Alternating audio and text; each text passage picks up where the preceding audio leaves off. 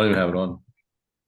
All right. Well, good evening, everybody. We were sitting here talking about the Bears Panthers, and then we decided we may as well hit the record button because I don't think anybody actually cares about the Bears Panthers besides the degenerate gamblers that are joining us. So thank you guys for being here again. Justin, appreciate you. Michael, How's it appreciate going, you. Ryan? We're gonna go right through all the games because I don't know. I feel like we're gonna switch it up today. So hope you guys are ready. Let's just fire through. The first game is Colts Patriots. God, it seems like a crappy game. Is Belichick going to get fired? I don't even know what the hell's going on in that game. I've heard so many different things. I love reading, by the way, just a side note, the best reporters are always the guys in Boston. There's like a million of them. They all have their own blogs, and it's great. It's like gossip 101 in New England right now. So it's fun to read that. The spread surprised me. I thought it'd be like 3.5. It's only Yeah. two. Justin, why don't you start with you? Colts, Patriots. Do we even bet this game? I mean, obviously we're going to talk about it. So what are your thoughts? The spread does seem a little low. I Right? don't, yeah, I don't really know what's going on. I lean the Colts just because I've been fading the Patriots all year. I knew going into the year I didn't like them, and it's been working out. They're just a dumpster fire at this point. Colts are a decent team. The spread's weird, maybe, but Was gonna say you like the Colts, but it's like I don't know. The spread's only two, right? It's kind of. it's a crappy standalone game. I'll probably stay away. I mean, it's You think? not really not much to write home about. What do you think, Mike? Yeah, it's pretty much well said.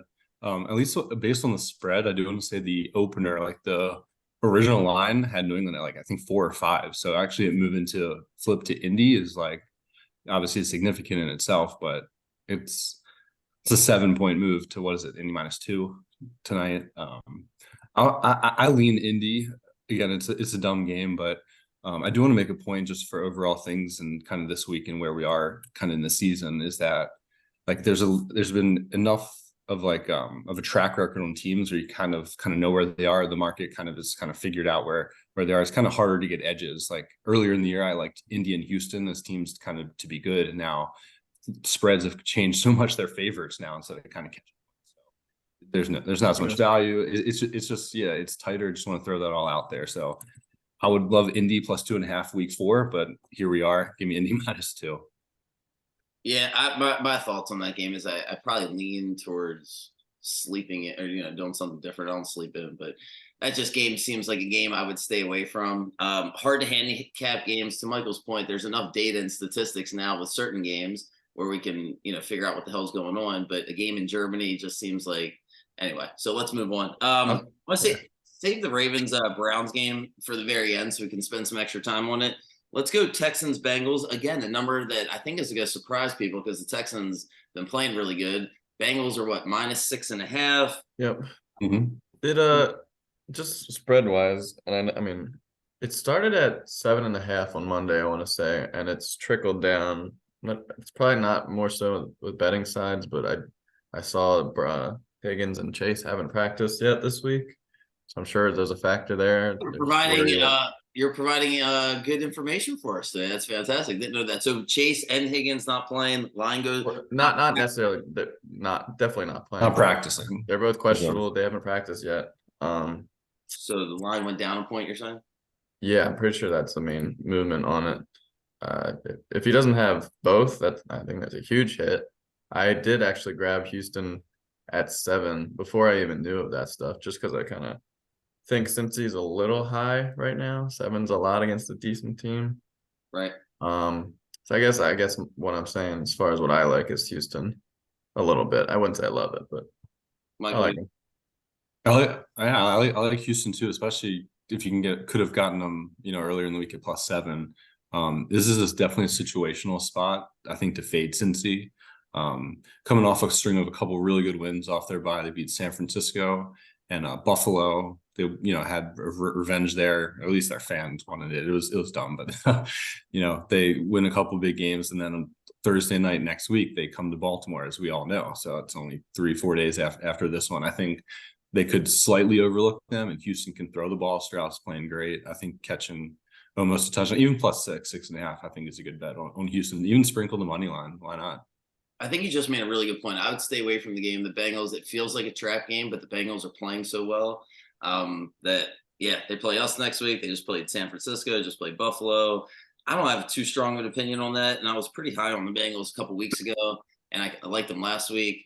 My favorite game of the entire week to watch, because I just don't have a strong feeling. I know both these teams are going to be in the playoffs.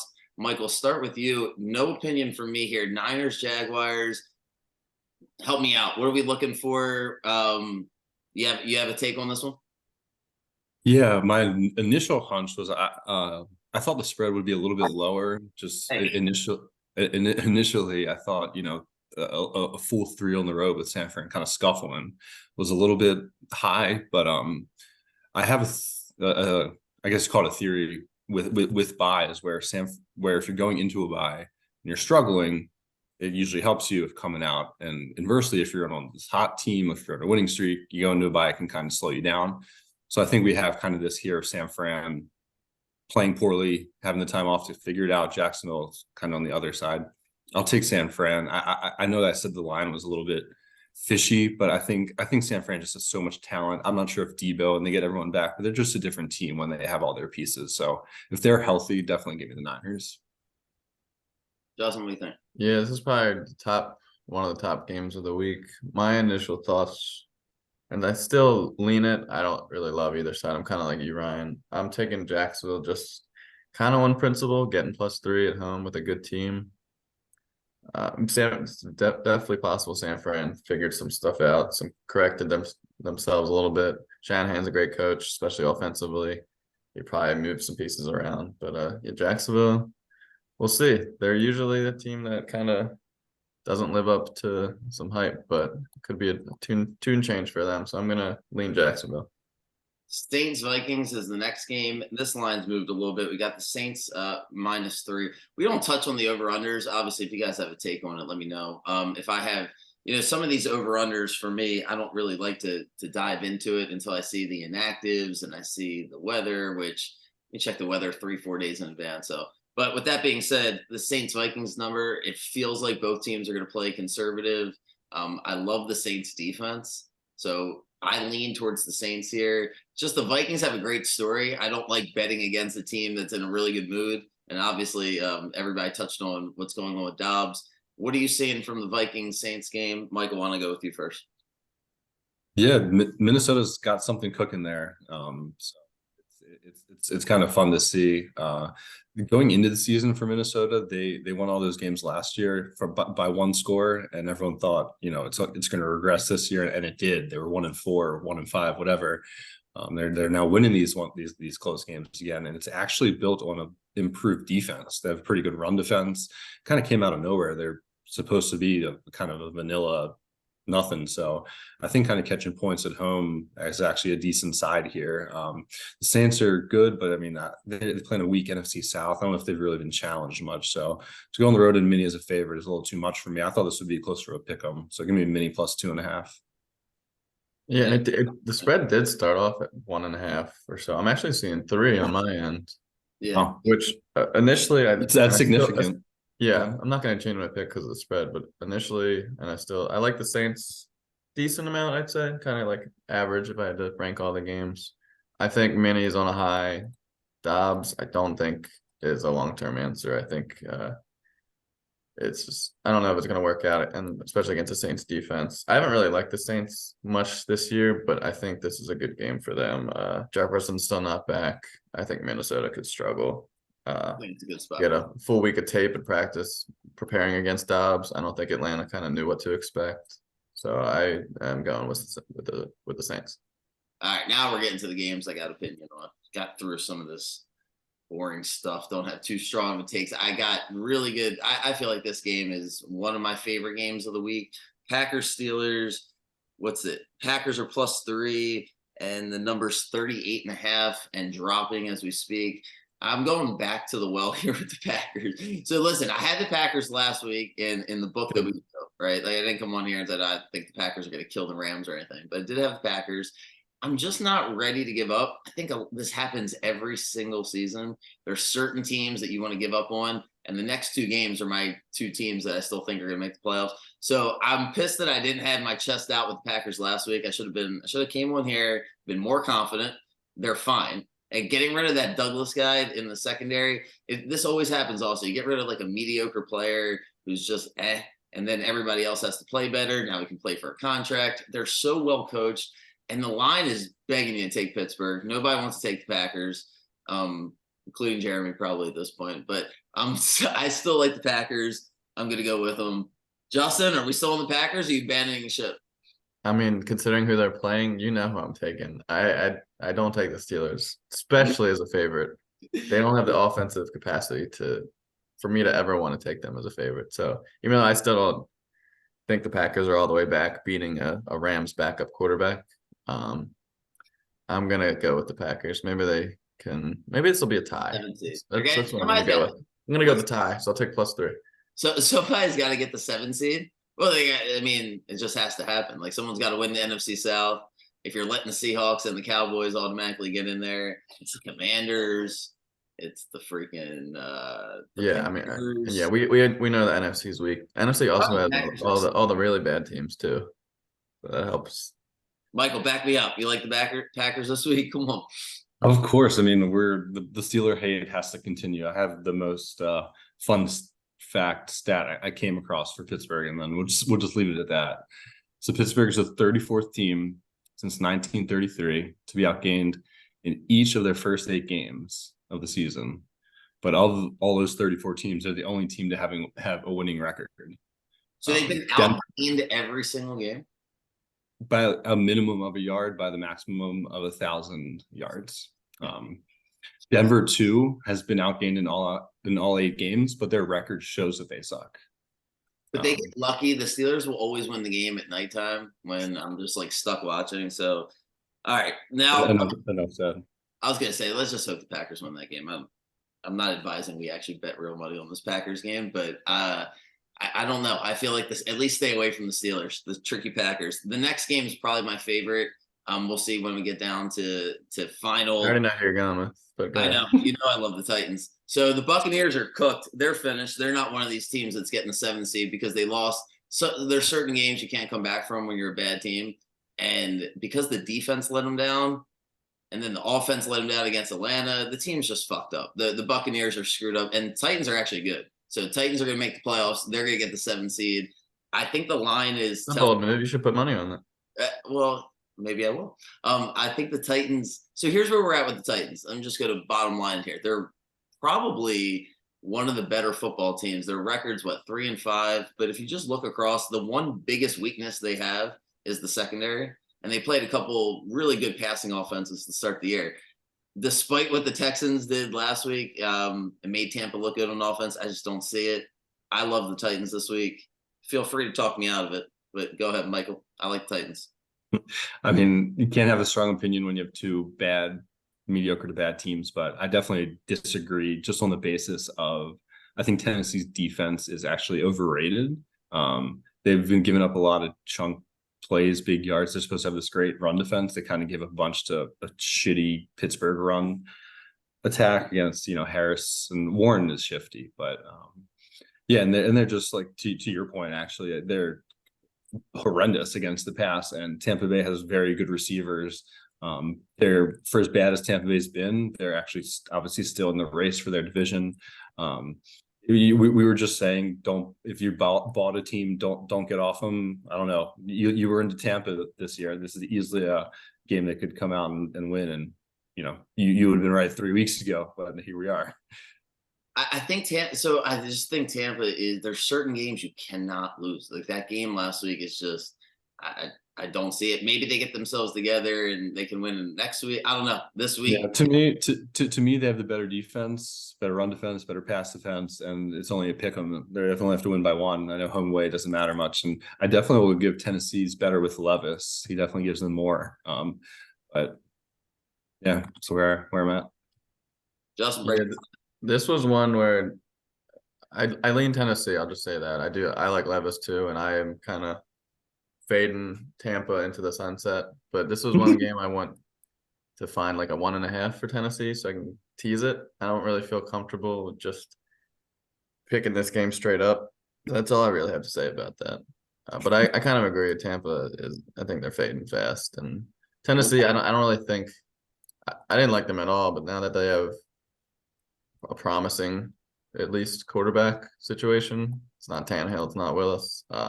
They could be in shape to get a couple wins here. I don't see them making playoffs like you do, but Well, we're going to bookmark this, and Michael and I will get 2 minutes on Titans Bucks next week and see exactly Yep. what happens. The next game I feel like is impossible, right? As Kyler Murray, Justin, you said Kyler Murray's ready to go, right? that's what I saw. So Cardinals Falcons. If you have nothing else to do, I guess you can watch that game. I mean, that feels like a fantasy game to me. I will handicap the over under because there's no weather impact there. What's it, 43.5? I just feel like the game goes over. Arizona's defense It's really bad. well, Arizona's defense last week against Cleveland was just hanging on, but Cleveland wasn't really trying to score. And I don't know, felt like what we did to them 2 weeks ago feels replicable with the multiple attacks. And Atlanta just has a bunch of weapons. And then I think Kyler, I'm actually still pretty high on Kyler. I know he takes a lot of bad. I don't know exactly what kind of a teammate he is in the film and all that stuff. I know he takes a lot of bad press, but to me, I think he's a legit quarterback. I would go over there. Don't know exactly how. I don't know. I feel like Atlanta's not that bad, so I would lean over there. Justin, why don't we go with you first? I like Atlanta in this game. Even if Murray's back, I mean, I think he's playing. It's gonna take a while to shake off rust off of ACL injury. It's been out for almost a year now. I don't think he's really gonna be back to anything, any sort of resemblance of what he's been. He also doesn't have. I mean, he's got Hollywood, I guess, is his best weapon, but they're a pretty bad overall team. I think Heineke has provided a little boost offensively for Atlanta.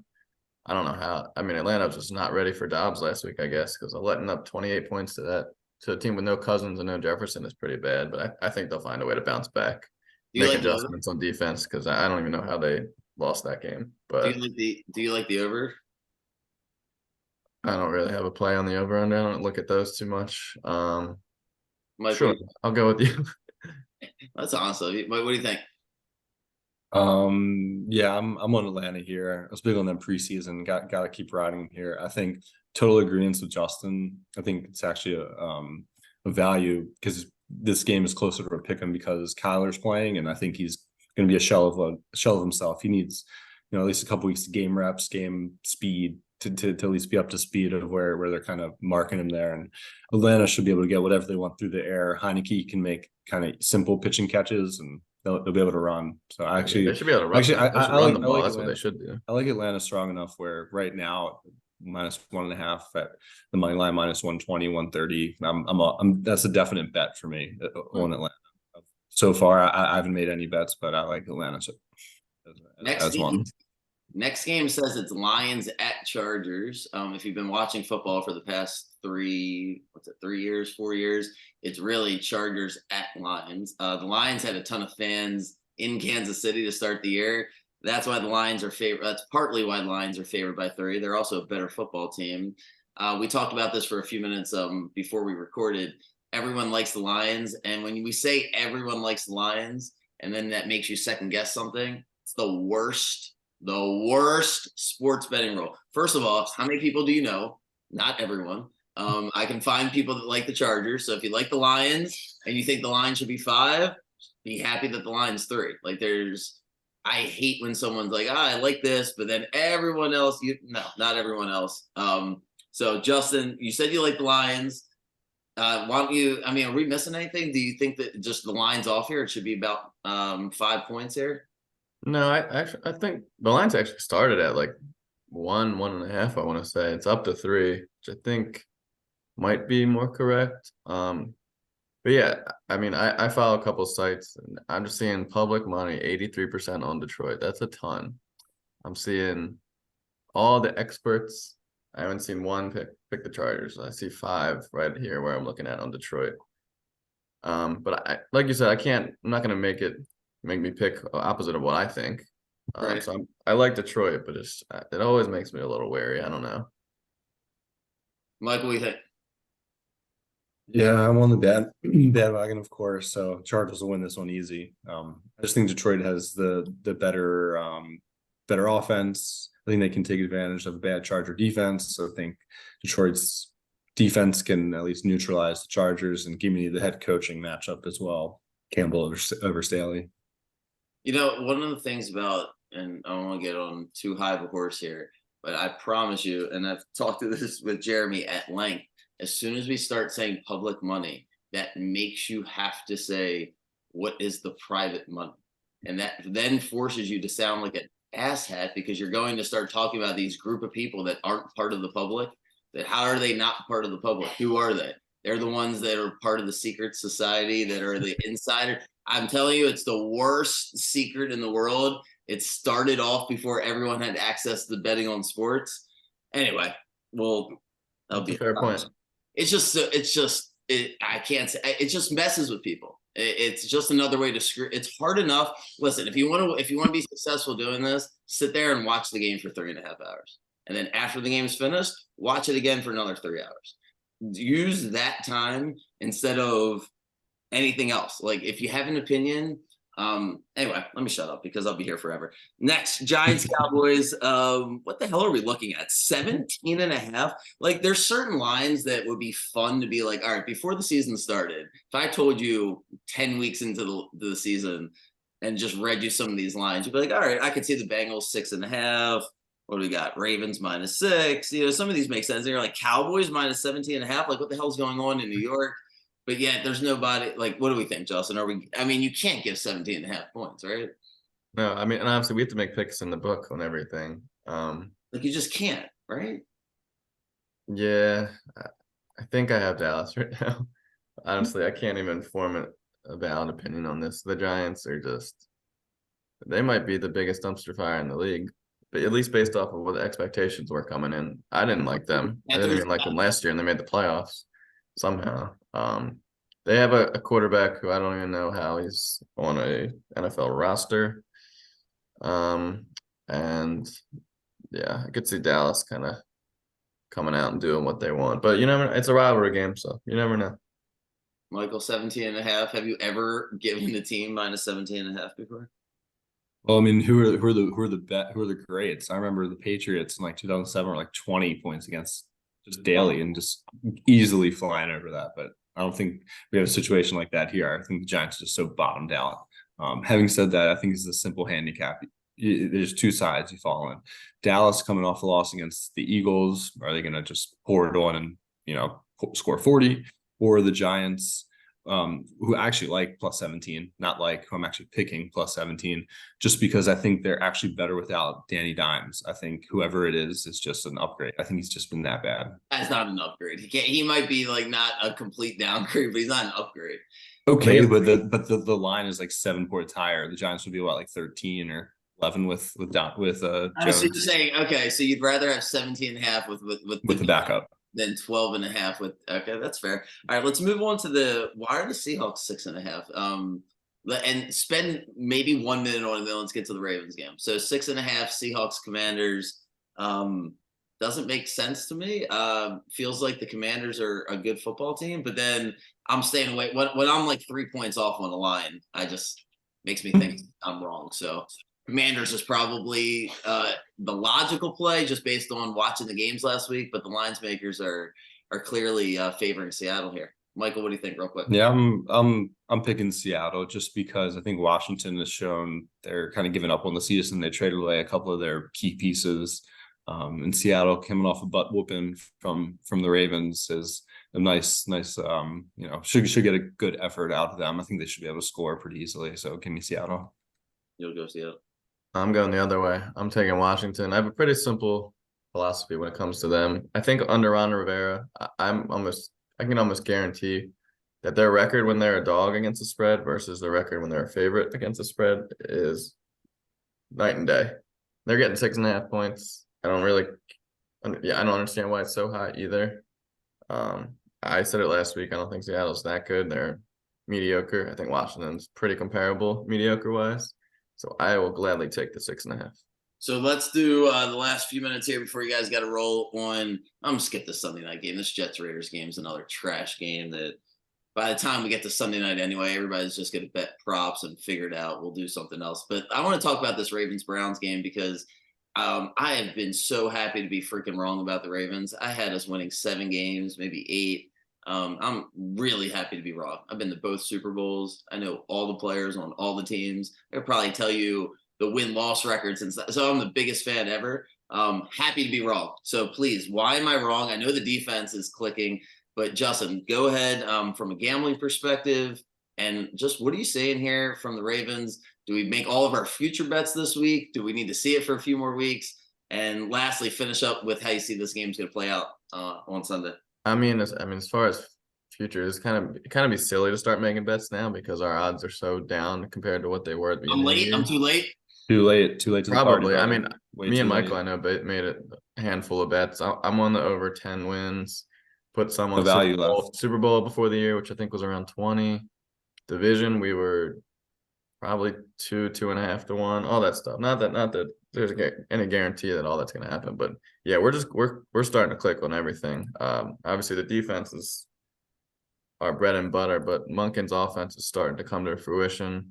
We're kind of, I don't know, the O-line's played really well. Knock on wood, injuries haven't been a huge deal. Even when we had some guys out, our depth has shown itself, like Geno Stone. That's been unbelievable.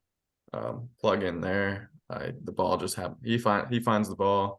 McDonald puts our defensive players in good positions. We have these crazy schemes coming at quarterbacks. They don't know what to expect. It's really fun to have our identity back as a defense. Really, we can swarm teams. On this particular game, I can't see Cleveland scoring very much.